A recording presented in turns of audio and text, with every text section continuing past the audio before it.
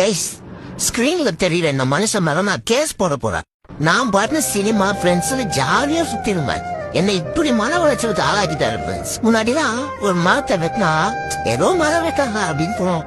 ஆனா இப்ப பாக்கும்போது ஐயோ மரத்தை வெட்டுறாங்களே, இதுல பூடு கட்டி விட்ட பறவை நான் யோசிக்க வைக்கிறாரு ஃப்ரெண்ட்ஸ். லாரியில மதம் போனப்பட நம்ம ஒரு பக்கம் போ, அது ஒரு பக்கம் போ.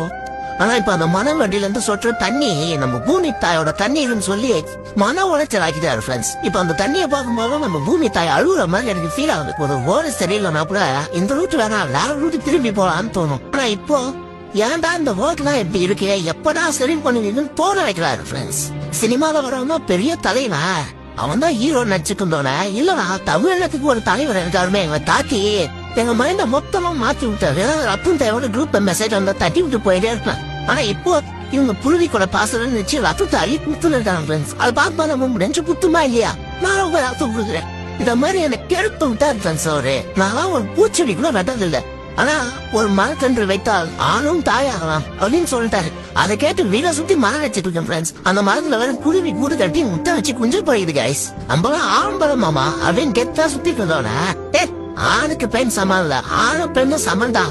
நீ நட பொண்ணுக்கு சுதந்திரம் கொடுக்கறது, கர்ப்பப்பையில இருந்தும் அம்மா சுதந்திரம் கொடுக்கறதா நீயே பிறந்தோன்னு புரிய வச்சாருங்க. இந்த மாதிரி பண்ண சும்மா இருந்தாமா நீங்க சொன்னது அது மட்டும் பண்ணாரு. ஏதோ குழந்தை பிறந்தா ரமேஷ், சுரேஷ், ராஜேஷ் பேர் வச்சுட்டு போயிருந்தோம். ஆனா இப்போ இவரை ஃபாலோ பண்ண ஆரம்பிச்சதுனால குழந்தைங்க தூய தமிழ்ல பேர் வைக்க வேண்டியதாரு.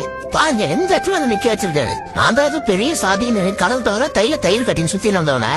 சாதி பார்த்து பழத மாட்டோம், சாதி பார்ப்பவர்களோடு பழதவே மாட்டோம், ஒரே பஞ்சு முடிச்சு விட்டாரு.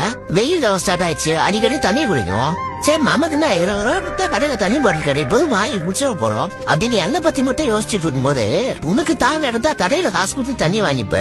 காக்காவும் குருவியும் சிட்டும் யானையும் மானும் புலியும் வந்தோ எங்கடா தண்ணி வாங்கி குடிக்கும் நாய அப்படின்ட்டு செருப்பா வச்ச மாதிரி கேள்வி கேட்டாங்க.